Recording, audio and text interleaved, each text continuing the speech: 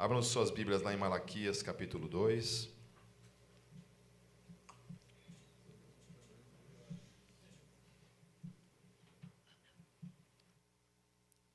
O título dessa pregação é Honrando a Deus.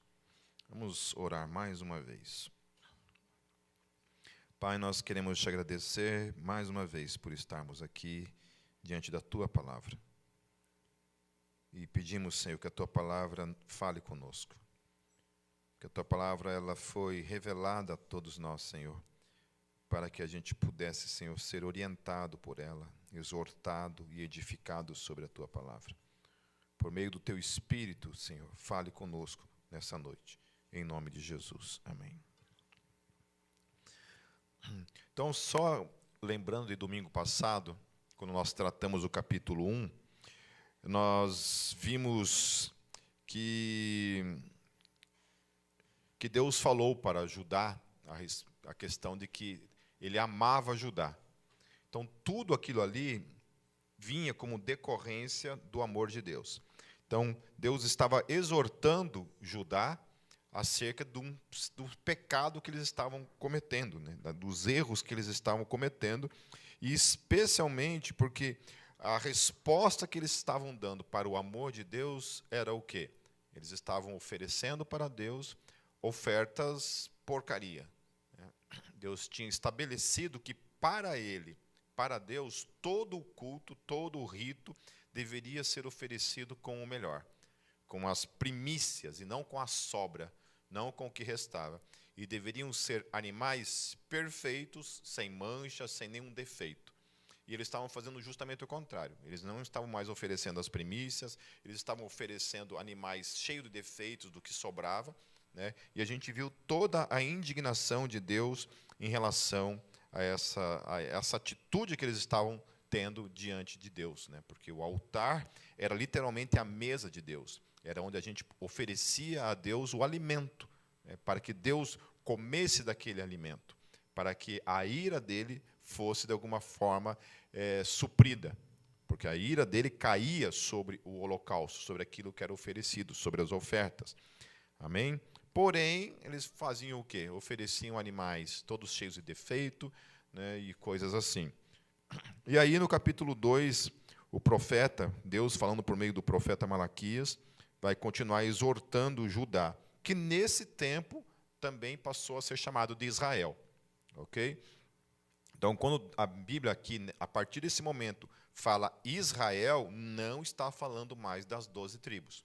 Okay? Está falando somente das 3 tribos que haviam restado, que eram os levitas, era Judá e Benjamim. Mas Deus falava, muitos momentos, falava como Judá e falava como Israel. Mas quando falava de Israel, estava falando somente dessas 3 tribos e não das outras demais. Okay? Então, lá no versículo 1, o texto vai falar assim: E agora essa advertência é para vocês, ó sacerdotes. Se vocês não derem ouvidos e não se dispuserem a honrar o meu nome, diz o Senhor dos Exércitos, lançarei maldição sobre vocês e até amaldiçoarei as suas bênçãos.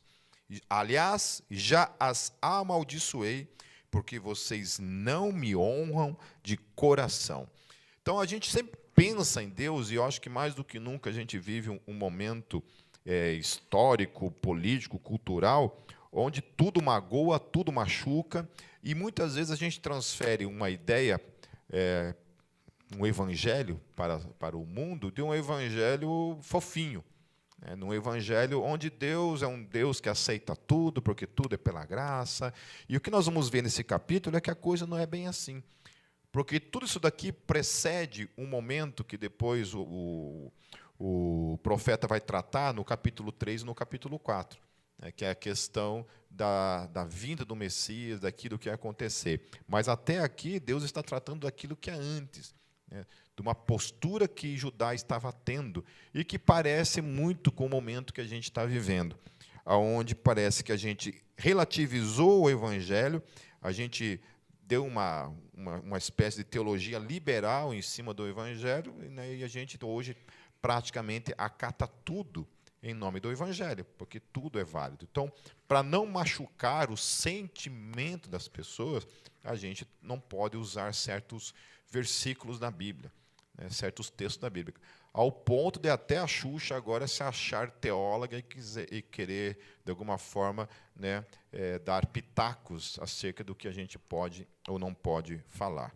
Realmente, o Brasil está vivendo um perigo político diante de algumas propostas políticas aí que visam trazer alguns tipos de questões aí que a gente teme mesmo e temos que orar pelo Brasil em relação a isso. Amém? Então, ele está falando isso, olha, vocês têm que me honrar, mas vocês me honram com o coração. Me honram somente de uma outra forma, mas vocês não me honram com o coração. Então, é como se estivessem tentando fazer Deus de burro, né, Deus de besta, como se Deus não olhasse para o coração deles e não soubesse da atitude deles, do que estava acontecendo na vida deles. Então, eles estavam tendo uma vida religiosa, hipócrita, né, e não estavam de acordo com a sua conduta. Então, a conduta deles, a partir do capítulo 2, também, de alguma forma, uma continuidade daquilo que estava acontecendo no capítulo 1. Né? Eles estavam vivendo um momento de muita hipocrisia em todo o reino de Judá. Então, por causa de vocês, eu vou destruir a sua descendência. Olha que coisa séria. Então, nós temos que pensar isso, porque às vezes a destruição aqui não pode ser simplesmente, né, a gente não precisa necessariamente entender como Deus matando as pessoas, mas nós também, quando a gente toma certas atitudes diante de Deus, e o nosso exemplo acaba não sendo um exemplo bom para os nossos filhos, automaticamente a gente transfere a eles essa conduta, essa postura hipócrita, essa postura que não condiz com aquilo que nós temos que viver diante do nosso Deus. Então, olha o que Deus fala. Por causa de vocês, eu vou destruir a sua descendência, esfregarei na casa de vocês os excrementos dos animais oferecidos em sacrifício em suas festas e lançarei fora juntamente com os excrementos. Então, eu fico imaginando Deus, né, cara? Os caras chegam lá no altar, lá oferecem aqueles animais tudo daquele jeito, aí Deus vem e pega cocô, né? Deus pega cocô assim, esfrega na cara dos caras, ó, aqui para vocês. Assim. Vocês conseguem imaginar o Senhor Jesus fazendo algo assim? A geração fofinha, não. A geração acha que Jesus aceita tudo. Então, você vem lá, faz aquele monte de, agora literalmente cagada, né? Faz aquele monte de caca diante de Jesus, e Jesus está tudo certo, ele aceita tudo. Né? E o que o texto está falando é que Deus está falando assim, não, peraí, vocês querem me oferecer esse tipo de coisa? Eu vou pegar esses excrementos que vocês estão me oferecendo e vou esfregar na cara de vocês. Olha que coisa interessante. Eu queria ver essa cena. O problema é que ia sobrar para mim, primeiramente. Eu seria, talvez, a primeira pessoa em que ele esfregaria isso. Porque a gente tem uma tendência de sempre olhar para esse texto, olhar para os outros, não olhar para a gente. Eu sempre, quando a Bíblia fala algumas coisas assim, eu sempre coloco a minha vida em primeiro plano. Falei, peraí, como é que está a minha conduta diante disso? Aí o texto continua. Então vocês saberão que fui eu que lhes dei esta advertência, para que a minha aliança com Levi fosse mantida, diz o Senhor dos Exércitos. A minha aliança com ele foi uma aliança de vida e de paz, que de fato lhe dei para que me temesse. Ele me temeu e tremeu diante do meu nome. A verdadeira lei estava em sua boca e nenhuma falsidade achou-se em seus lábios. Ele andou comigo em paz e retidão e desviou muitos do pecado, porque os lábios do sacerdote devem guardar o conhecimento e da sua boca todos esperam a instrução na lei, porque ele é o mensageiro do Senhor dos Exércitos. Daí, a partir do versículo 8, Deus vai começar a apontar os pecados que eles estavam cometendo, os sacerdotes, no caso. Vai dizer assim, mas vocês se desviaram do caminho e pelo seu ensino causaram a queda de muita gente. E aí que está a questão. Quando a gente se propõe a ser uma igreja bíblica, todo esse temor, essa proposta está fundamentada sobre isso daqui. Que a gente é responsável por transmitir um ensino que, de fato, tenta, pelo menos com a maior sinceridade do coração, procura ser um ensino bíblico, um ensino que de fato venha da parte daquilo que Deus revelou para cada um de nós. Amém? E está calcado aonde? Nas Escrituras, na Bíblia Sagrada. Amém? Eu tive um debate com um rapaz católico esses dias a respeito dessa questão desse conceito que eu não posso dizer de todos os católicos, mas de muitos católicos têm, de que os protestantes não fazem parte da igreja verdadeira. De que nós saímos da igreja verdadeira e nós precisamos voltar para a igreja mãe, que seria a igreja católica, para que nós fôssemos salvos. É aquela ideia de que todo protestante está condenado pelo fato de não estar inserido na igreja verdadeira, que no caso seria a igreja católica. E eu tive um debate com ele a respeito disso, de que, biblicamente falando, esse tipo de argumento ele não tem nenhum tipo de validade, apesar de apresentarem lá um versículo bíblico lá, que é a questão de Pedro, mas isso aí também é irrelevante, o texto não está dizendo isso. Que se você não fizer parte daquela coisa ali, né, daquela instituição, você não será salvo. Né? E o que eu falei para ele assim, olha, do contrário, né, você vê que o maior apóstolo nem foi Pedro, o maior apóstolo foi Paulo. Foi Paulo quem fundamentou a maior parte das igrejas no mundo antigo. Foi para Paulo quem foi revelado, inclusive, o Evangelho da Graça, foi para ele. Né? Praticamente a maior parte das cartas do Novo Testamento são escritos de Paulo. E não existe nem o ensino de Paulo alguma coisa assim ligada, olha, que Pedro é o Papa, né, que Pedro, se você não estiver ligado à linhagem de Pedro, você não será salvo. Tá, mas é as igrejas que foi Paulo que fundamentou. E Paulo fala isso categoricamente na carta dele, dizendo assim, olha, eu não consultei Pedro, não consultei nenhum dos apóstolos, a mim foi revelado o evangelho dos gentios. Pedro está pregando para os judeus, morreu lá em Roma, preso, decapitado, mas eu não, enquanto isso eu fui para todo o mundo gentil pregar o evangelho. Então o mundo gentil foi evangelizado pelo apóstolo Paulo, e não pelo apóstolo Pedro. Também teve uma parcela nisso, mas a grande parcela veio da vida do apóstolo Paulo. Mas a questão é que ele contra-argumentou o seguinte, que nós, protestantes, no caso, temos a Bíblia Sagrada como a nossa regra de fé, de fundamento daquilo que nós cremos. E ele falando que nós, católicos, no caso, não. Ele falou que nós, católicos, existe a Bíblia, mas não somente a Bíblia. Então, existe a questão da tradição histórica e existe a questão do magistrado, né? Ou seja, aquilo que o magistério da igreja ensina, não necessariamente precisa ter uma base bíblica para isso. Eu falei assim, mas isso é um problema. Ele quis argumentar até tentando justificar isso. E o que eu falei para ele assim, tá, quando acontece os sisos ou as cisões dentro da igreja católica, que aconteceu pelo menos em 2 momentos, né, com a igreja copta e com a igreja ortodoxa, depois com o protestantismo, baseado no que você diz, então, que aquilo ali é uma heresia?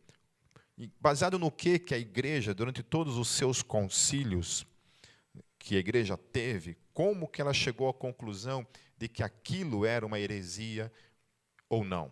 Simplesmente um papa, um padre, alguém levantava dizendo, não, isso é uma heresia. Baseado no que? Porque eu acho que é uma heresia, então é uma heresia. Nunca foi assim. Sempre a igreja católica, ou não, sempre se baseou nas escrituras sagradas para determinar o que era um ensino errado e o que era um ensino bíblico. E foi isso que eu falei para ele. Você não pode simplesmente dizer que a igreja católica ela precisa desesperadamente estar alicerçada sobre as escrituras como o fundamento maior da sua fé. Ninguém pode chegar depois e apresentar um outro evangelho. Seja quem for, seja o Papa, seja quem for, seja um anjo, qualquer pessoa que se apresente depois e tente colocar algum tipo de ensino acima das escrituras sagradas, essa pessoa não deve ser levada como autoridade. E é isso que eu falei para ele. Amém? Então, seja qual for a vertente do cristianismo, ela não pode rejeitar as escrituras como o fundamento maior da sua fé. Por quê? Porque são as escrituras que dizem para mim e para você o que é o certo e o que é o errado, o que é o herético, o que é a verdade. Amém? Certo? Entenderam? Então, isso que Deus está falando para eles, olha, vocês foram chamados para ensinarem a verdade, para ensinar o caminho da verdade para o povo. E o que eles estavam fazendo? O contrário. O povo estava se desviando porque eles estavam dando um outro ensino. Quantas e quantas vezes? Bom, eu já estou com 33 anos caminhando na fé. Isso? 33 anos caminhando na fé. O que eu já vi de falsos ensinos na minha vida, o que eu já falei falsos ensinos no começo da minha caminhada. Quando não tinha um conhecimento bíblico, eu ensinava coisas que depois eu mudei e não ensino mais. Talvez tenham coisas que ainda eu vou, talvez, um dia aprender e falar, opa, ensinava errado, não posso ensinar mais isso. Não com essa intenção. Mas eu tenho visto pessoas que literalmente ensinam coisas que, sinceramente falando, tinha uma igreja aqui em Curitiba, inclusive, que era bem liberal nessa questão aí de que fumar maconha, não tinha problema, que sexo antes do casamento estava tudo certo e tudo mais. Não sei se ainda existe essa igreja. Inclusive, alguns membros da Gólgota foram para essa igreja e hoje estão fora, absolutamente fora do Evangelho, apostataram na fé e estão vivendo no pecado, nos piores tipos de manifestação pecaminosa que você possa imaginar. Ok? Então, o liberalismo é um desses falsos ensinos, que trazem sobre o Evangelho uma ideia de que pode tudo, de que o altar de Deus, a mesa onde a gente apresenta para Deus, pode oferecer qualquer coisa, que tudo é graça, então Deus aceita tudo. Então, Deus está falando aqui que eles já haviam quebrado a aliança de Levi. Qual que era a aliança de Levi? A aliança que eles tinham um compromisso com Deus, que eles tinham que ter aquela conduta diante de Deus, amar a Deus sobre todas as coisas, amar ao próximo, não adulterar, não roubar, não dar falso testemunho. Inclusive, essa questão do falso testemunho é um pecado gravíssimo e que nós temos que tomar muito cuidado, especialmente por propagar notícias que estão por aí, que muitas vezes não condizem com a verdade, e a gente, muitas vezes, em nome da política, tem cometido esse tipo de erro. No versículo 9, continua, por isso eu fiz que fossem desprezados e humilhados diante de todo o povo, porque vocês não seguem os meus caminhos, mas são parciais quando ensinam a lei. Que coisa triste, né? A gente olhar para isso e ver o que estava acontecendo. Deus havia confiado para eles o melhor caminho, para eles seguirem, a melhor instrução para eles caminharem, e ainda assim, os sacerdotes haviam distorcido aquela realidade, amenizado o Evangelho, rebaixado o Evangelho. Não é isso que está acontecendo? Ou só eu que percebo isso? Que o Evangelho se tornou uma coisa fofinha, o Evangelho não confronta mais a vida do ser humano, a conduta do ser humano. Não temos todos o mesmo Pai, não fomos todos criados pelo mesmo Deus. Por que será então que quebramos a aliança dos nossos antepassados, sendo infiéis uns com os outros?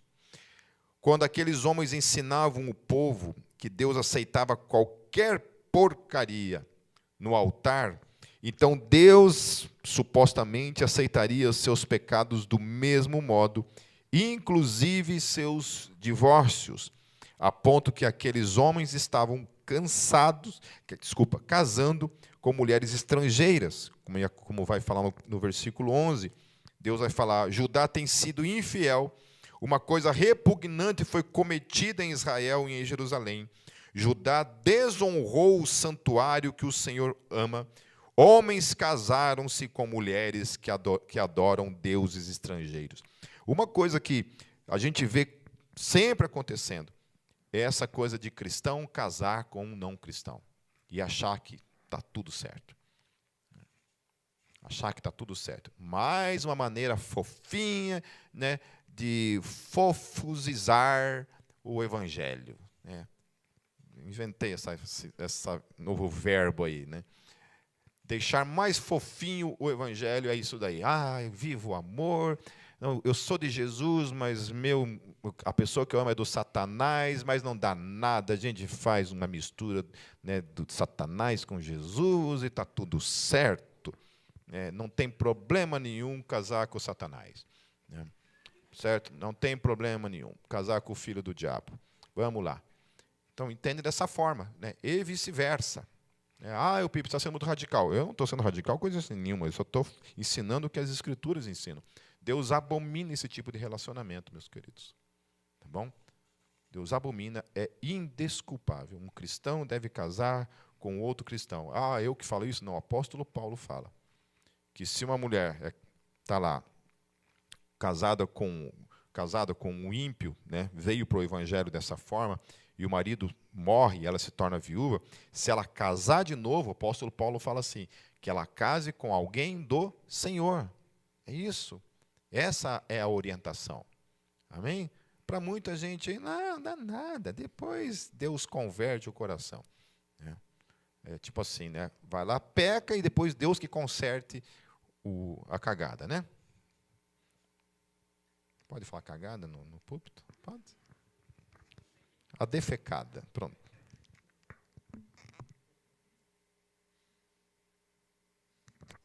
Então, tinha acontecido isso. O povo os homens haviam casado com mulheres estrangeiras. Então, Deus está indignado com essa atitude. Então, Deus se indigna. A gente não, a gente quer passar pano para isso. A gente quer dizer, não, está tudo certo.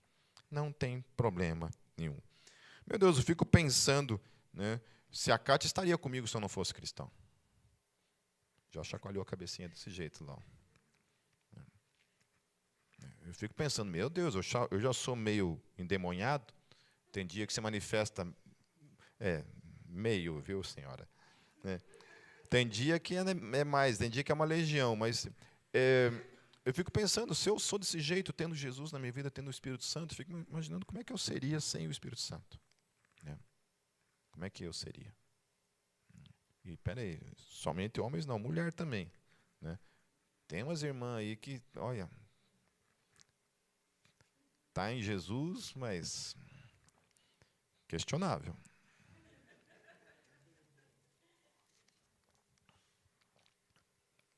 Questionável.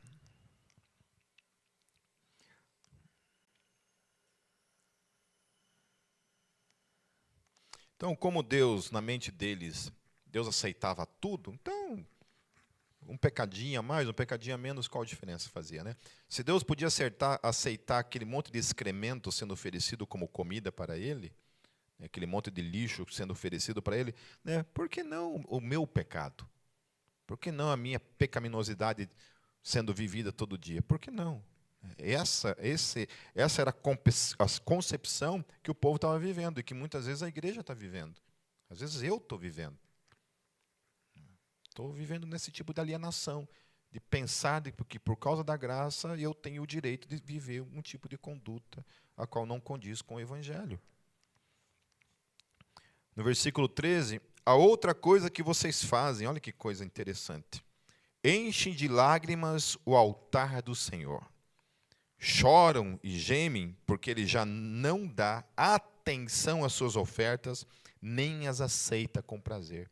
Então é aquela ideia, né? Aquela ideia de que a gente vem para a igreja, chora na hora do louvor, né? Levanta as mãos, se quebranta, tal, e acha que Deus está recebendo esse louvor. Só que hoje é uma coisa pior, né, ainda. Porque a gente vem para a igreja muitas vezes, não estou falando necessariamente a Gólgota, né, mas de modo geral, e a gente viu muito isso, é que o louvor não é para Deus. O louvor é para a gente sentir emoções. O louvor é para a gente chorar. O louvor é para a gente sentir arrepio. Então, o louvor, sinceramente falando, se é para a gente pensar dessa maneira, eu prefiro num show do Accept, num show do Grave Digger. Né? Porque eu vou sentir mais arrepio ainda, gente. Entendeu? Se depende de arrepio para sentir, né, se a música tem essa finalidade, que não seja louvar e glorificar a Deus, prefiro ir num show aí do mundo. Legal essa palavra, do mundo, né? Obrigado, filha. Deus abençoe.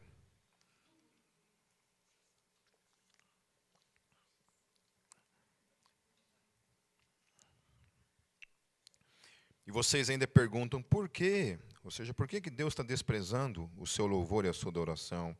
É porque o Senhor é testemunha entre você e a mulher da sua mocidade, pois você não cumpriu a sua promessa de fidelidade embora ela fosse a sua companheira, a mulher do seu acordo matrimonial.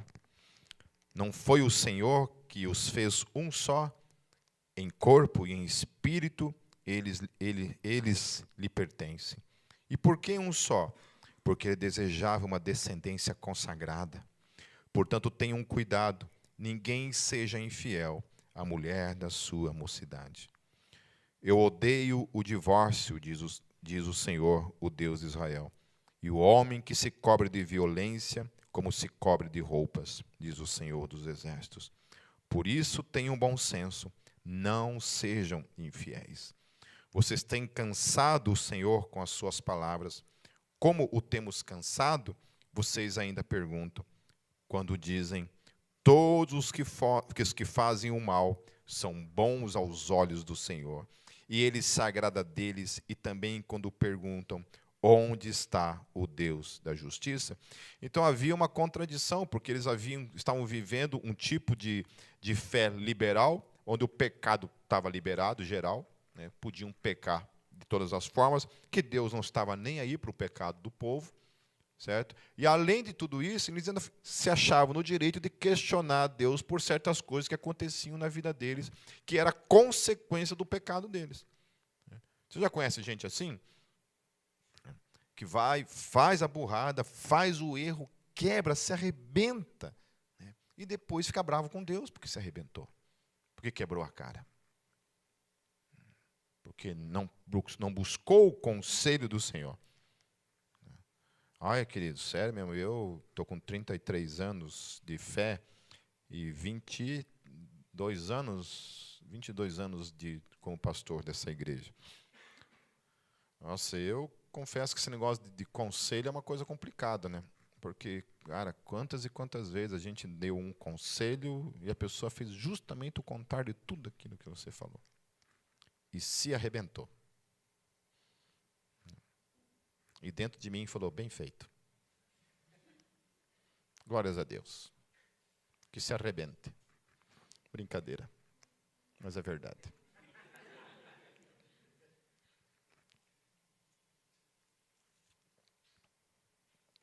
Não é verdade porque depois, você sabe o que acaba acontecendo? É impressionante.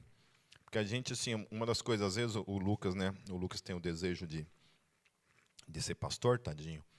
E outras pessoas que têm o desejo de serem pastores, né? Eu fico pensando, né, cara, já coloque na tua cabeça que sempre vai ser a tua culpa. A culpa sempre é do pastor. Não porque isso é a verdade, mas porque acaba sempre sobrando para o pastor, né? É impressionante. Tinha gente assim que a gente ligava, né? E aí, querido, como é que você está? Está meio sumidão? Está tudo bem? Não, está tudo bem, então tá, beleza, então tá. Não, Pipe, qual eu apareço? Beleza. Aí ligava de novo, e aí, como é que você está, cara? Está sumidão? Não, está tudo bem, uma hora eu apareço. Beleza, daí, bom, né? Uma hora aparece. Daí, 3 anos depois, o Pipe nunca me ligou. Ah, rapaz, eu fico endemoniado nessas horas. Entende? Então, sempre a culpa é tua. Se a pessoa, porque ninguém veio atrás de mim, ninguém me procurou. Então, isso não existe aqui na Gólgota, querido. Todo mundo que se afasta é procurado. Entendeu? A pessoa que fala que eu não procurei é um mentiroso. Eu quero que caia um raio na cabeça dela se eu estiver mentindo. Eu acho que eu falei errado, né? Mas amém, porque assim não cai raio em ninguém.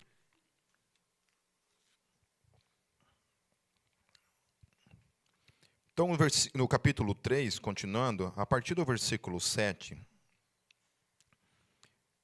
Malaquias continua dizendo a respeito do pecado, diz assim, desde os dias de vossos pais vos desviastes dos meus estatutos, e não os guardastes. Tornai-vos para mim, e eu me tornarei para vós, diz o Senhor dos Exércitos. Mas vós dizeis, em que havemos de tornar? E aí Deus fala, roubará o homem a Deus? Todavia vós me roubais e dizeis, em que te roubamos? E aí o texto diz, nos dízimos e nas ofertas. E aí nós temos que entender que esses dízimos e ofertas aqui era o mantimento da obra, o mantimento do templo. Era para que continuasse havendo os ritos, todo o mantimento daquelas pessoas que dependiam total e exclusivamente desses dízimos que era recolhido de todo o povo. E aqui ele está dirigindo essa palavra agora para Judá, né, onde Judá estava pisando na bola. Então, olha só, além de eles oferecerem para Deus, né, aquele lixo todo, quando se referia à questão de manter, sustentar aquilo que gerava o quê? O que o sacerdote fazia? O que o sacerdote tinha a função de fazer, ele e os demais levitas? Eles tinham a função de cuidar de toda a parte dos ritos que envolviam o quê? A salvação deles, a santificação deles, a edificação deles. Então o povo estava se lixando tanto na questão da sua vida de santificação, o povo não estava nem aí em viver uma vida de santificação, de honrar a Deus com a sua vida, e o povo não estava nem aí também com a obra de Deus. Que se lasque a obra de Deus. Que esses caras que se explodam. Se acabar o rito, se acabar o culto, que se lasque. Essa era a concepção deles. Então Deus falou assim, olha, vocês além de estar oferecendo, né, toda essa porcaria para mim, vocês ainda estão pisando na bola porque vocês estão ainda me roubando. Por que me roubando? Porque Deus deixou claro, toda a primícia é minha, ele falou. É minha, não é de vocês, ele falou. Seus filhos,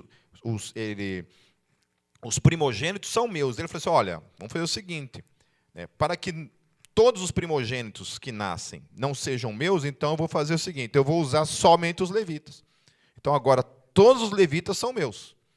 Ok? Então, eles estão substituindo os primogênitos no seu lugar. Ok? Então, olha, eles estão aqui para cuidar de tudo isso daí. Vocês são responsáveis para manter isso. Com o quê? Com o dinheiro de vocês? Não. Com aquilo que eu tenho dado para vocês, que é meu. A Bíblia fala. Amém? Certo? Então, é sério isso. Eu sei que tem muito pastor que usa, olha, você vai para o inferno se você não der o dízimo. Né? Esses tempos eu ouvi, tal de, era trízimo, acho que era. Acho que era trízimo. Tinha uma igreja aí, não vou falar o nome.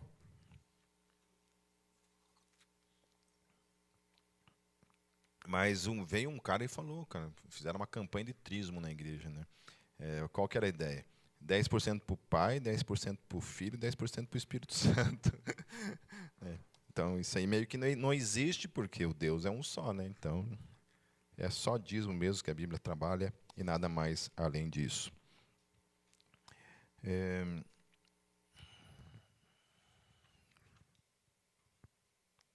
Versículo 9. E aí ele fala que, em decorrência a essa questão desse pecado, dessa conduta de pecado diante de Deus, o texto fala, com maldição sois amaldiçoados, porque a mim me roubais, sim, toda esta nação. Então não eram uns, todos eles estavam roubando Deus. Aí o versículo 10 fala, trazei todos os dízimos à casa do tesouro, para que haja mantimento na minha casa, e depois fazei prova de mim nisto, diz o Senhor dos Exércitos, se eu não vos abrir as janelas do céu e não derramar sobre vocês uma bênção tal, até que não haja lugar suficiente para a recolherdes. Então Deus está colocando essa questão de que eles deveriam ser fiéis a Ele nessa questão do que foi estabelecido para o mantimento do culto, mas não somente isso, também estava a questão da conduta. A conduta deveria condizer com tudo o que estava acontecendo ali. E daí ele fala, e por causa de vós repreenderei o devorador, e ele não destruirá os frutos da vossa terra, e a vossa vide no campo não será estéril, diz o Senhor dos Exércitos. Acho interessante isso, né? Que aqui é uma das poucas passagens bíblicas onde Deus garante que, olha, se você fizer isso, eu estou te garantindo que isso vai acontecer na tua vida. Se você não fizer isso, as maldições virão. No versículo 12, e todas as nações vos chamarão bem-aventurados, porque vós sereis uma terra deleitosa, diz o Senhor dos Exércitos. As vossas palavras foram agressivas para mim, diz o Senhor. Mas vós dizeis, que temos falado contra ti? Interessante essas coisas, né, de Deus falar, né? Olha, o que vocês estão falando foi algo muito pesado que vocês estão dirigindo para mim. Vós tendes dito, inútil é servir a Deus. Que nos aproveita termos cuidado em guardar os seus preceitos e em andar de luto diante do Senhor dos exércitos. Olha o que o povo estava falando para Deus. Tem alguém caindo aí?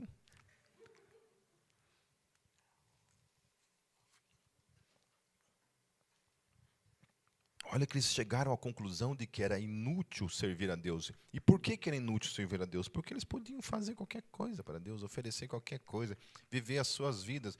A vida deles estava sendo uma clara mensagem que era inútil servir a Deus, porque eles haviam literalmente dado as costas para Deus. Quantas vezes a gente escutou e a gente vê pessoas fazendo assim, cara, esse negócio de igreja, esse negócio de reino, me cansei, tive uma desavença, não gostei de fulano, não gostei de ciclano, também não quero mais saber de servir a Deus. Como se aqueles que permanecem, de alguma forma, não tivessem, talvez, motivos, talvez até mais motivos ainda para não estar. Né? Amém? Certo? Essa pandemia foi tentadora para muita gente, né, cara? Foi uma bênção não estar junto com pessoas, ficar em casa. Para muita gente, olha, tanto que não voltou até hoje, né? Ficou tão à vontade que nunca mais voltou para a comunhão, não quis saber. Ora, pois, nós reputamos por bem-aventurados os soberbos. Também os que cometem impiedade são edificados. Sim, eles tentam a Deus e escapam. Olha que coisa mais agressiva realmente sendo falada para Deus. Porque eles colocam como bem-aventurado aquele que fica no pecado.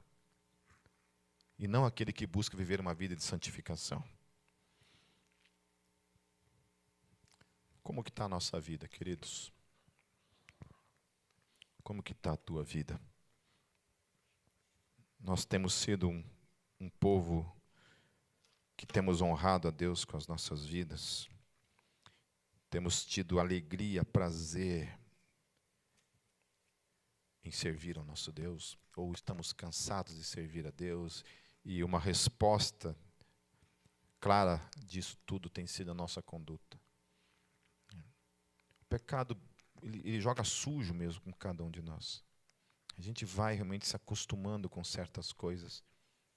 A gente vai aceitando o comodismo, a gente vai aceitando que... né, a gente sempre brinca no louvor aqui, às vezes a música sai meia boca, né, e às vezes a gente brinca assim, é para Deus mesmo. Né? Como se a gente... É lógico que a gente está falando uma coisa que é em tom de brincadeira, jamais a gente fará algo pensando porque é para Deus, então faça de qualquer jeito. Acho que a gente precisa ter essa consciência de que, se é para o Senhor, nós temos que oferecer o melhor que nós temos, e inclusive as nossas finanças, e não do que sobra, e não de qualquer coisa. Eu tenho uma pessoa aqui na Gólgota que, olha, gente, é assim, situação extrema financeira, muito extrema. E, às vezes, assim, apresenta, né, deposita ou entrega dízimos de R$2, R$5. Entende? E a gente sabe que a situação... A gente não diz, não quero, porque não é para nós. Entende? Aquilo é um compromisso dessa pessoa com Deus. Eu jamais vou privá-la desse ato de fé dela para com Deus. Vocês estão entendendo o que eu estou falando? R$2 não vai fazer uma diferença na nossa vida, mas vai fazer uma diferença na vida dela diante de Deus. Porque é um compromisso dela com Deus. E é isso. Nós não estamos preocupados com a quantidade que cada um dá, mas com a intenção do coração, com essa confiança depositada de que Deus vai cuidar de tudo. Deus vai cuidar de tudo. Amém? Vamos fechar nossos olhos.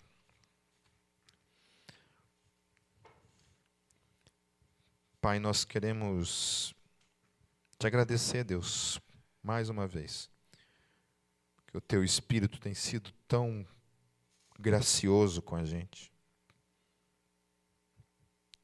nos exortado, aberto os nossos olhos, iluminado o nosso entendimento, Senhor, para que, Senhor, a gente não seja roubado, especialmente por nós mesmos.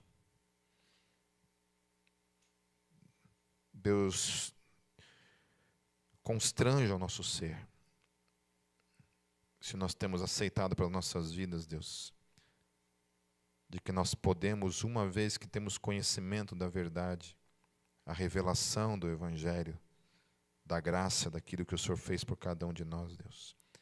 E ainda assim temos aceitado viver na nossa vida e apresentar diante do teu altar uma vida de pecado, uma vida de alienação, Deus, uma vida de aceitar, Deus, viver para a nossa vida e te oferecer, Deus, todo esse lixo com a nossa vida.